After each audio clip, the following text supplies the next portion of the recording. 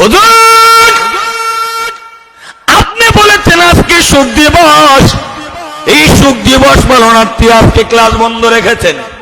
ওগো হুজুর কিসের শোক দিবস, কোন কারণে আজকে ক্লাস করবেন না?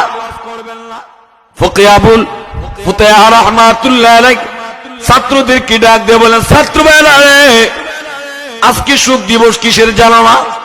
আজকে হলো আজরাইলের মৃত্যু দিবস, এই জন্য আজকে ক্লাস বন্ধ। আজরাইলের মৃত্যু দিবস।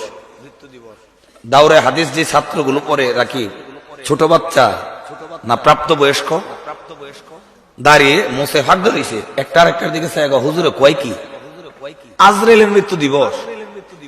আমরা তো কিতাবে পড়ছি আজরাইল মারা যাবো সবার শেষে, কথা কোন ঠিক নেই।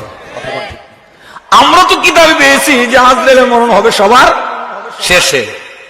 এখনো তো আমরা ক্লাসে অনেক ছাত্র আছি, পৃথিবীর দিক দিগন্তে অনেক ছাত্র মানুষ আছে, গরু ছাগল হাইওয়ানাত আছে, ওদের রূহ কবজ করার আগেই কি আজরাইলের বিদায়? হুজুরে বলল কি? এই হুজুর তো কোনোদিন ফাউল কথা কয় না। সব শিক্ষক কিন্তু সমান না, কথা কোন ঠিক কিনা? কিছু কিছু শিক্ষক আছে ক্লাসে গিয়া বগর বগর করে, আর কিছু কিছু শিক্ষক আছে ক্লাসে গিয়া এমন একটা মুখ ধরে থাকে, ছাত্র এরা দেখলে বেতের চাইতে আরো বেশি ভয় করে, কথা কোন ঠিক? কি হুজুর তো কোনোদিন ভাউল